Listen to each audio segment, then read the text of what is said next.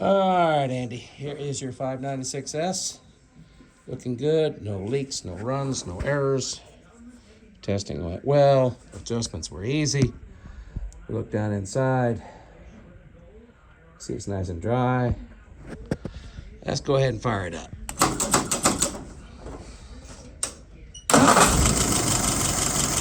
Okay, that's what we're looking for. Turn it right again. See everything is set just right. No leaks, no runs, no errors. All right, let's go ahead and look at some numbers here.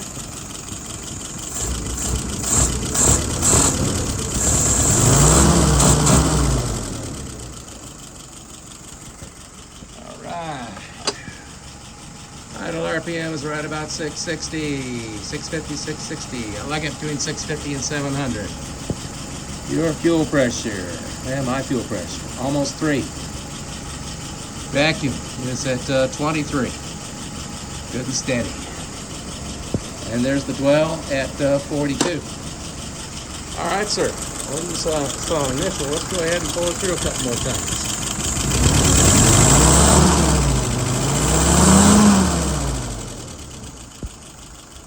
Alrighty. I think you'll like it. All right.